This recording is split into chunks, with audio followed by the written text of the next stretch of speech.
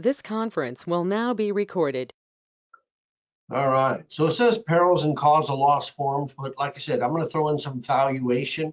In valuation, whenever you see valuation clause, it's if you suffer loss, how will the policy pay? All right, so that's kind of what you want to take a look at. A peril, you got to know this definition. A peril is defined as a cause of a loss. Now you might see that a peril is defined as which of the following, and then you want to look for cause of a loss. But they might flip-flop it where the question is a cause of a loss is also known as which of the following, and then you need to know it's a peril. All right. So perils cause losses: fire, explosion, flood, cancer, AIDS. Those are perils, they cause losses. And that's what we're insuring against, loss due to a peril. All right. So we have covered perils. All right. Fire, lightning, and explosion, which are very common perils that are covered by your policies. But then we have some perils that are excluded, typically because they're catastrophic in nature, like earthquake, flood, nuclear risk, war, or active war. Intentional acts are not covered by insurance, and wear and tear, because that's just things just kind of wear out. I mean, it's a certain loss, and that's why that's not covered. Now, some of them you can actually buy back, even though they're excluded. A lot of states do offer earthquake coverage. The National Flood Insurance Program provides flood coverage. For commercial insurance, you can actually get nuclear risk coverage. The U.S. government offers it, and also a couple principles of the Canadian government, and some private insurance companies can actually pick it up. But it's extremely expensive. But again, this is what you're looking for, things that cause losses. That's what a peril basically is. Some are covered, some are not. If they're too catastrophic or unpredictable, they're typically going to be excluded perils from the policy. So if a peril is a cause of loss form is a form that lists perils. And this is where people trip up. You know, what are the cause of loss forms you've typically been studying? And people can't think of it, you know, until I tell you that basic, broad, and special are the main ones. Now, basic and broad are named peril forms. They basically list perils that the policy will cover or pay for if a loss occurs. Basic is very limited. It covers just a few perils. Broad is a named peril policy. It just covers more perils than the basic form. So basic is good, broad is better. It just covers more. A standard business owner policy, there's a standard cause of loss form, which is a named peril form, right? And sometimes you'll see earthquake on a commercial policy listed as a cause of loss form. And that would be a named peril form because it specifically lists earthquake. Right? So this side of this chart, these policies list perils that the policy covers or pays for. On this side, sometimes called open peril or special form or all risk forms, have a list of exclusions. And so these forms cover anything you could possibly imagine, right, that happens to this property except this list of exclusions. Again, that would be the earthquake, the flood, the nuclear risk, the war, intentional action, wear and tear. And so this is a lot more comprehensive as far as coverage. Your test is going to trick you. Which of the following has the broadest coverage, basic, broad, or special? And, you know, which has the broadest coverage? You're thinking, well, the broadest coverage, that's a broad form. And you would actually be wrong. The one that has the broadest coverage is the all risk or special form. This just covers more than the broad form. So basic is good, broad is better, special would be the best because it has a few. You can only put so many exclusions on this contract. So if it's not excluded, it's covered. Right? So again, it's very comprehensive, or I should say has the broadest coverage. So anytime on this test, if you see all risk, open peril, or special form, pay attention to the exclusions. Because if it's not excluded, it's covered. All right. So now a standard fire policy, I'm going to go into this. It's a named peril policy. And although we don't typically sell standard fire policies in most states, it's on your test. It's called a standard fire policy because it's the only policy where the wording is standardized by law. Okay, that's how it got its name. Most of our contracts that we have now are basically dictated and set by the attorney's terminology, excuse me, insurance company language and things like that, and it's by contract law. But this one is actually in the law. Okay, so I'm in California, so if I take a look at what's called the California Insurance Code, which are the state laws regulating insurance, I can actually go through it and I can see this whole policy's language in writing in the state law. And like I said, that's how it got its name. Now I say California Insurance Code, which are the state laws in California. Each state has their own terminology. It could be just state insurance law, could be state statutes or insurance laws in that state. Okay, so be familiar with the state that you're in. All right, so let's kind of talk about some of these perils. The first one is fire. And fire, there's different types of fire. You have friendly fire, you have hostile fire, and you have fire that's intentionally set. Under a standard fire policy, a hostile fire is the only one that's covered. A friendly fire, think of it's a fire in your fireplace. It's a fire that's within its intended limits. That is not covered because you don't need firefighters to come out to your house and put the fire in your fireplace out. Okay, that's where it's supposed to be. Now, if a spark shoots out of your fireplace and catches your drapes on fire, where now it's out of control, that's a hostile fire, and that's what's covered by insurance. Fire that's intentionally set is not covered because that's intentional act. Now, I'm talking about by you. Okay, so life is getting tough, you lose your job, can't afford to pay premiums, in a fit of drunken stupidness, you light your house on fire, you cannot collect, okay, because you intentionally damage your own property. And remember, intentional acts are not covered. However, if some other vandal lights your house on fire, then it would be covered because that would be a hostile fire to you. All right. Lightning. When you hear lightning, think of natural bolts of lightning, or sometimes called electrical discharge from the atmosphere, which of course a lot of times causes fires. Now, the electrical arcing from your outlets, that's not lightning. That's a different peril. Every peril is very separate, very distinct. Okay. So lightning, think of, lightning strikes, from the sky, not from electrical arcing from the outlet. Removal is more of a situation than a peril. Right? Removal is removing your property to protect it from further loss. So lightning strikes your house. Lightning a lot of times causes fire. All right, so you get your family out of the house, you call 911, then you start taking stuff out of your house and moving it to your driveway to protect it from further loss. And as you're taking your property out of the house and running back in, people are taking the stuff that you brought out and running away with it.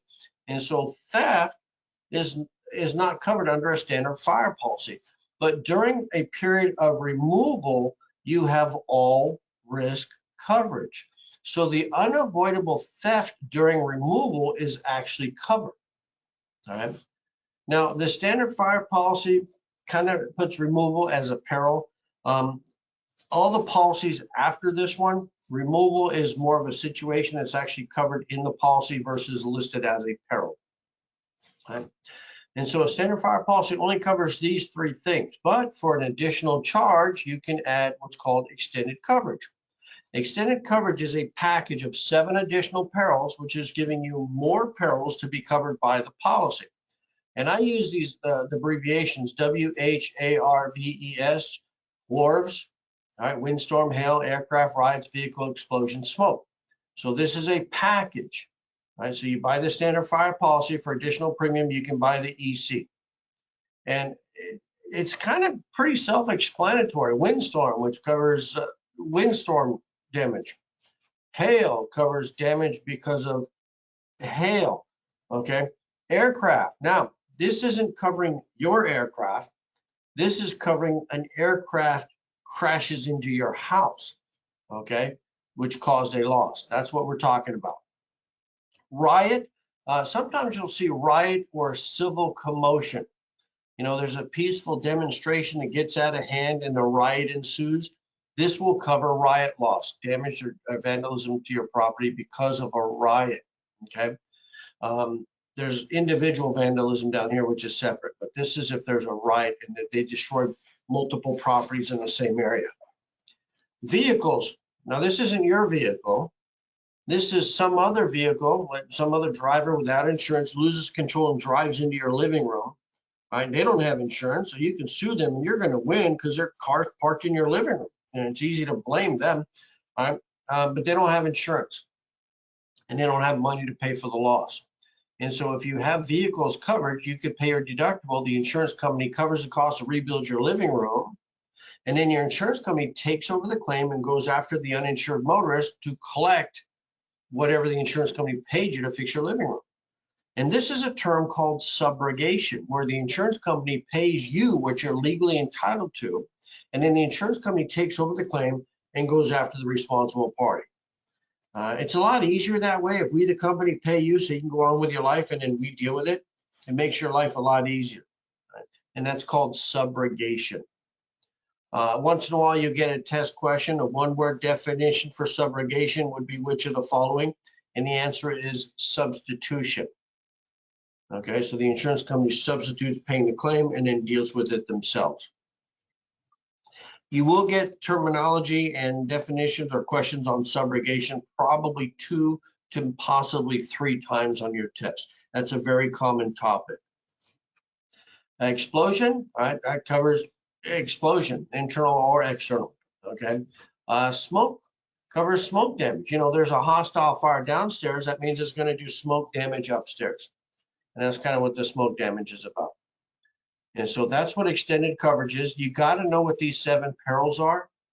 The question will say, you know, maybe which of the following is not an example of an extended coverage peril.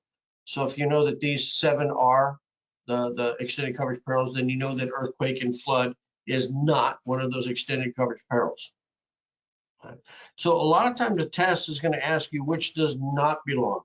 Okay, so be wary of that. And then for another additional charge, we can add the vandalism and malicious mischief.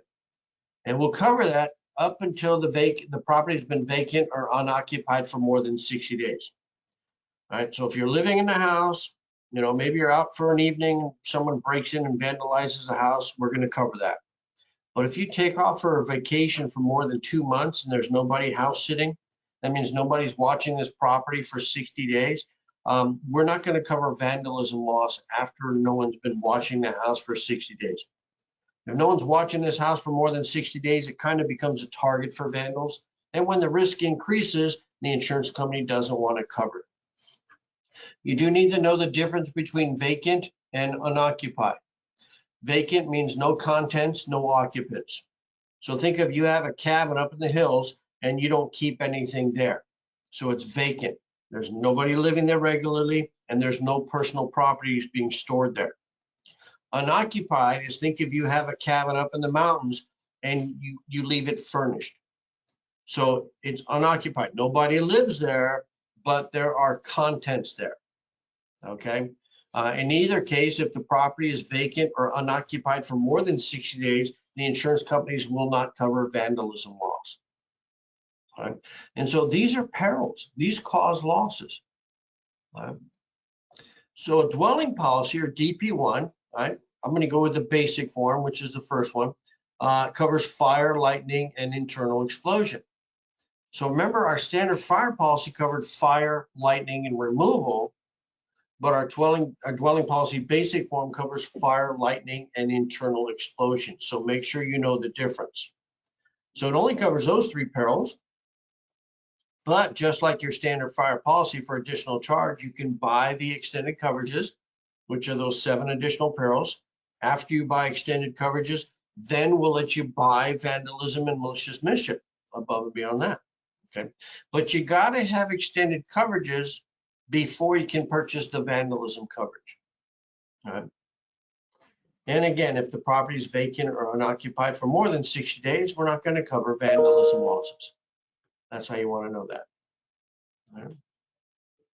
So like I said, make sure you understand the difference. A standard fire policy covers fire, lightning, removal, But a dwelling policy, a DP1, which is the basic form, covers fire, lightning, and internal explosion. Remember, removal is now part of the policy.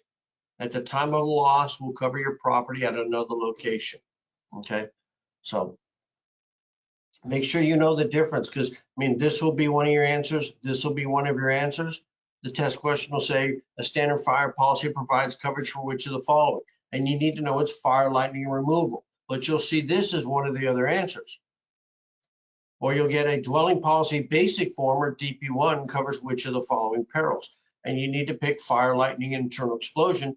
But you're going to see this is one of the answers. Okay, so keep them separate. A homeowner's HO5, which is kind of the flagship top of the line homeowner's policy you can get, is a special form. All right? Or you might see all risk, or you might see open peril. Remember, these are three ways of saying the exact same thing. We cover anything you could possibly think of except for this list of exclusions. Okay, so this is the more comprehensive program, right? The special form. All right. So you have DP1, which is a basic form. It's a name peril form. DP2, right, dwelling policy broad form. It's a name peril form. It just covers more perils than the basic. And DP3 is a special form, which is all risk. So DP1 is good. DP2 is better, but DP3 would be the best if you're a landlord. And that's how you want to know it for the test, that you're a landlord. Okay, that's where dwelling policies come into play. You do need to know the difference. So let me explain this. So HO2, a homeowner's, right, which is a good homeowner's policy. We don't sell HO1 in California, and most states typically don't offer an HO1.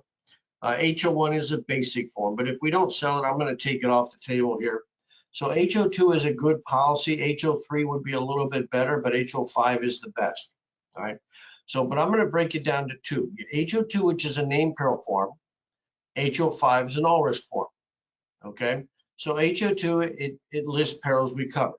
Right. But it does not list sewer backup. Therefore, since sewer backup is not on the list, sewer backup is not covered by an HO2.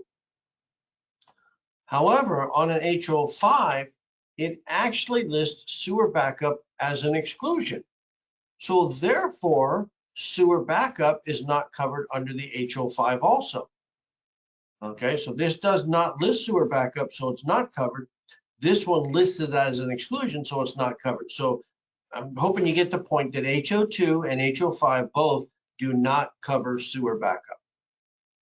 But let's just say you would like to add the coverage onto your policy.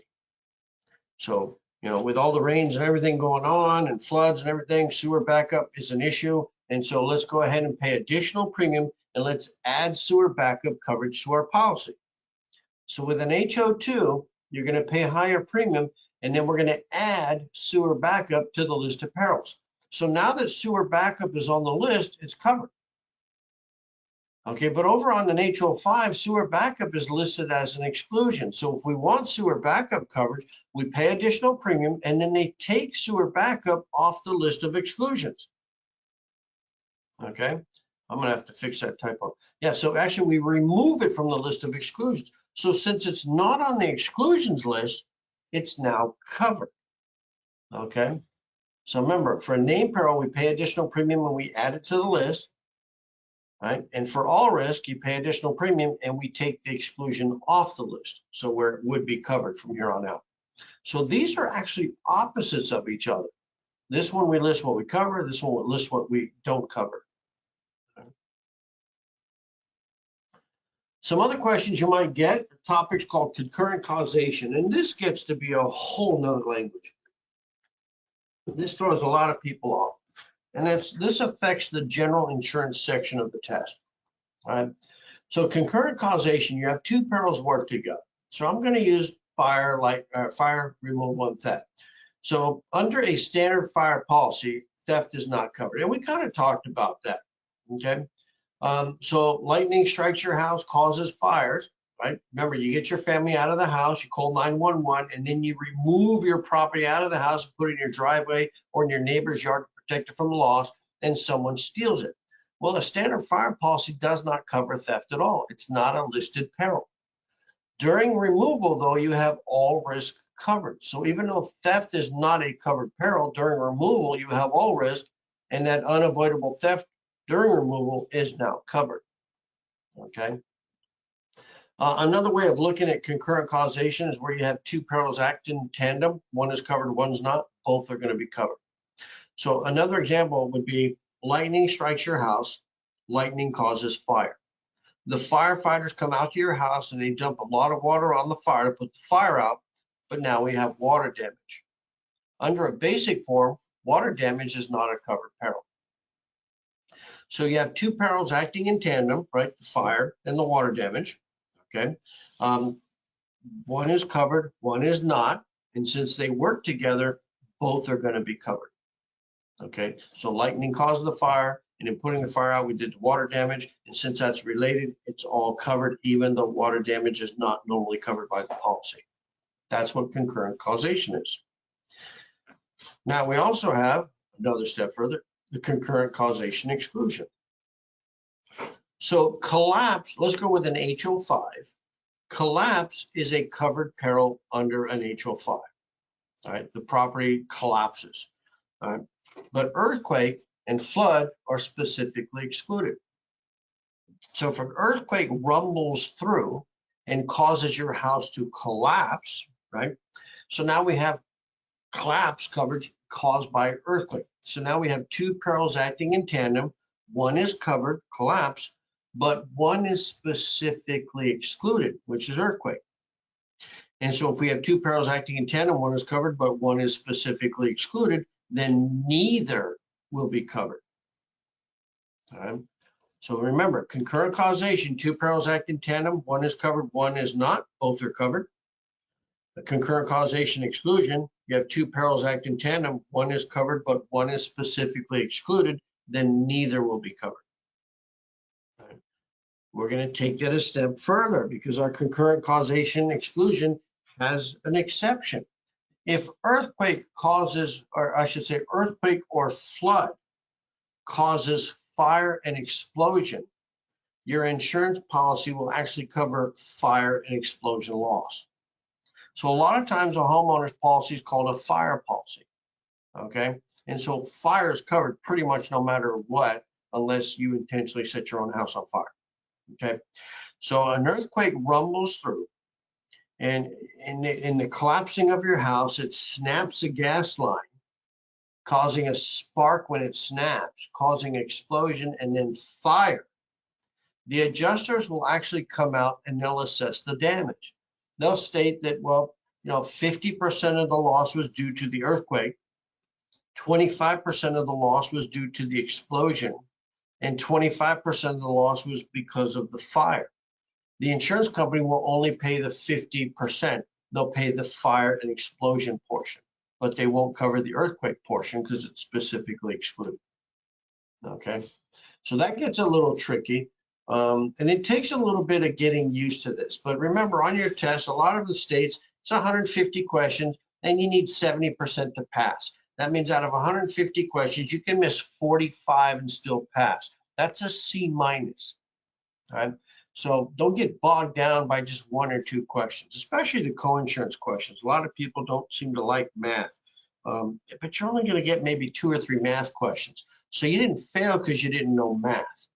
Okay, you didn't fail because you didn't quite get this section done. Maybe 2 or 3 questions on the concurrent causation situation.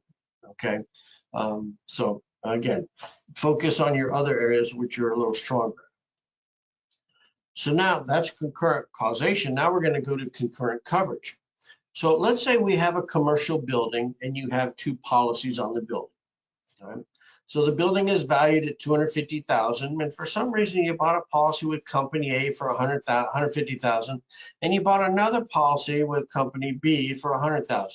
And so you have adequate coverage for the building, okay? Now, if the policies are said to be concurrent, that means when you're buying these 2 policies, the perils match, okay? That means, let's say this is a broad form policy and this is a broad form policy, so the perils match. That's what we call concurrency. right? Two policies on the same property and the perils are exactly the same. That's called concurrency. And if you have two policies like this, they typically prorate the claim. So if you had a $25,000 loss, right, policy A will pay 15,000 of it, and policy B pays 10,000. So your loss is covered, right? The problem is you got two policies, there's two deductibles, okay? But the loss would be covered. Now, non-concurrency is you have two policies on the building. So again, we have another building here, saying it's valued at 250,000, okay? But the perils don't match. Right, policy A or policy with company A is 150,000. It's a special form. The policy with company B is a broad form, and so the perils don't match. And so this is said to be non-concurrent. Okay, now how this typically pays is one will be primary. Let's say policy A will be primary for the loss, and then policy B will be secondary. It's kind of like your auto policy and your umbrella policy. All right, so if you hit someone with your vehicle and you injure them, your auto policy will pay up to its limits. Once it pays the limit, then the umbrella kicks in. Okay, so one is primary, one is secondary or excess. Right. But under concurrent policies, if the policies match, then they both share on a percentage. All right. So again, understanding it all together, remember concurrent causation, two perils act in tandem, one is covered, one's not, both would be covered. The exclusion, two or more perils act in tandem, one is covered, one is specifically excluded, then neither would be covered. As far as coverages, if you have two policies where the perils exactly match, that's called concurrency. And non-concurrent, of course, you have two policies on the same same property, then the perils don't match, that would be non-concurrent. Okay. And so you'll get a couple questions on this. Not too many, okay? Just to give you a heads up, so don't freak out, because it is, you got to play with it a little bit to get used to it, get a little comfortable with it. And it's kind of why I wanted to put it on this webinar here, okay? All right, so let's go to valuation. Now, if you're logging into my dashboard, not dashboard, if you're logging into my site and you're in the playbook, you have this section in the playbook, all right? So replacement cost covers the cost of rebuild, reconstruct, rebuild brand new without depreciation. So if it's a 3-bedroom, 2-bath house and you have a proper homeowner's policy on it, and the house is destroyed by a fire, you got replacement cost covered. We cover the cost to rebuild your 3-bedroom, 2-bath house. Okay, restore you what you had brand new. Okay. Now, actual cash value is replacing your property brand new minus depreciation. And so for your house, we typically give you replacement cost coverage for the house, but all your personal belongings, we give you actual cash value. So your clothes, your furniture, your pots and pans, your salt and pepper shaker, what does it cost to replace it brand new minus depreciation?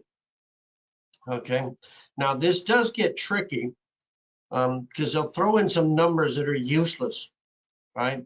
So let's say you bought some furniture several years ago for $9,000.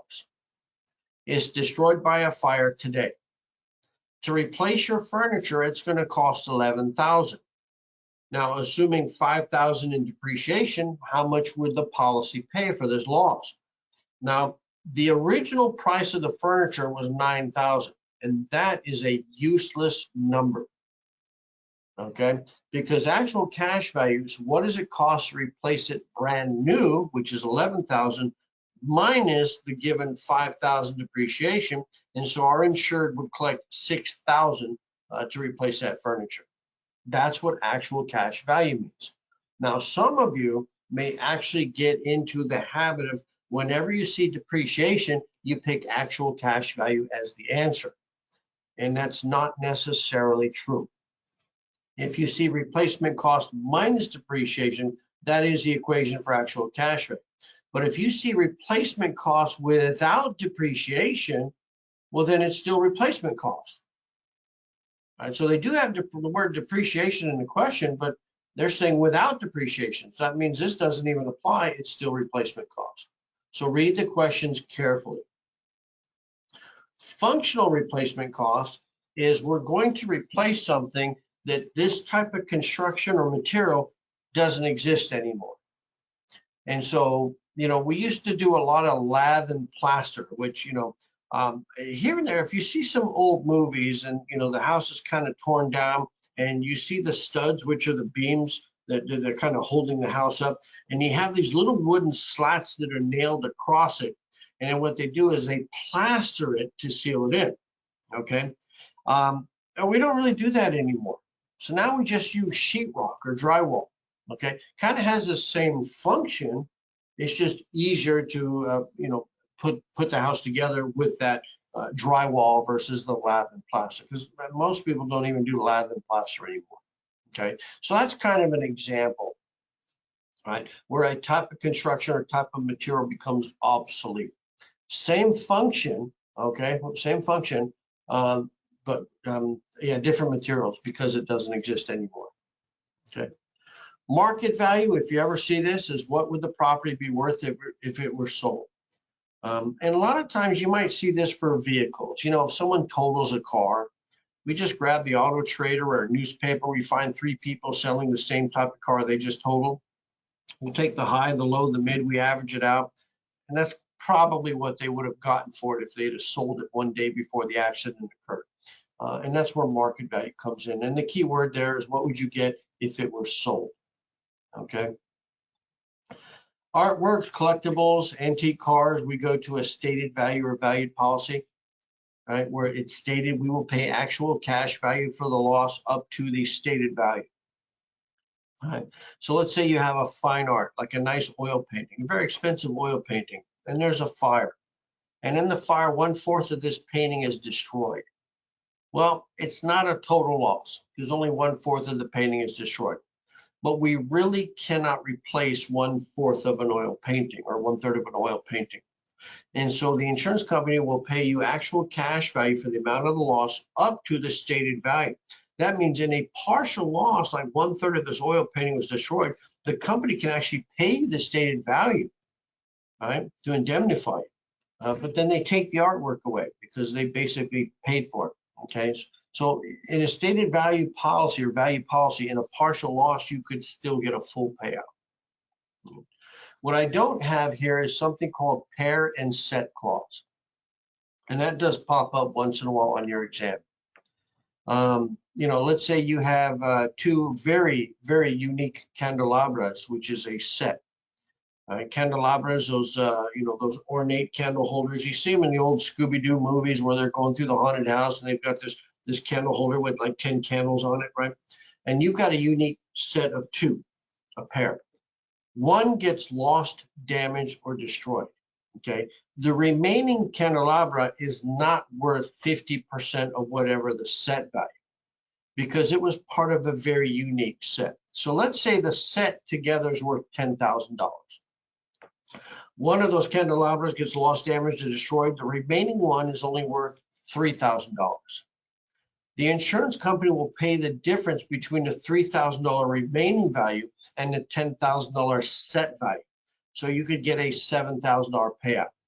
Another way of managing that claim is if you lost one or damaged one or it got destroyed, the insurance company will cover the cost to replace the missing one so you do have a completed set and are indemnified. And folks, this can also come into play with jewelry coverage, right? Let's say you have a unique set of earrings, very expensive. One gets lost, damaged, or destroyed.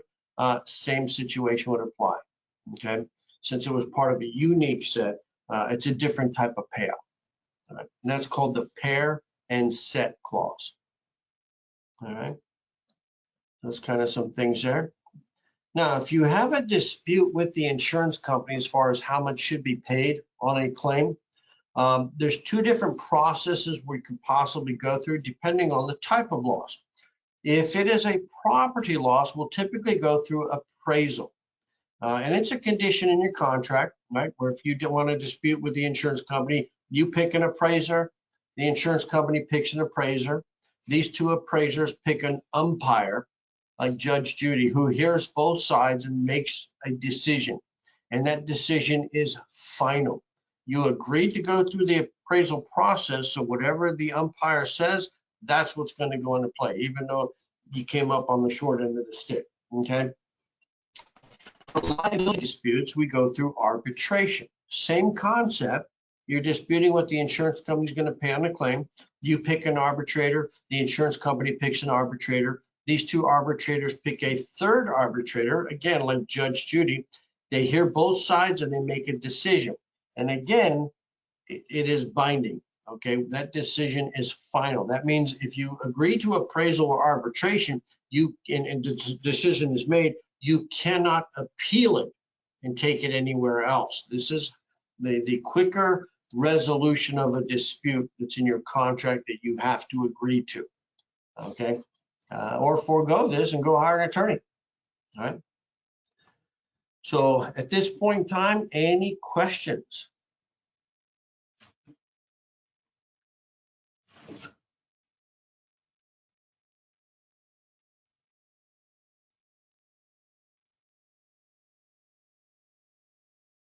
Wow, got a quiet crowd. You can type them in too.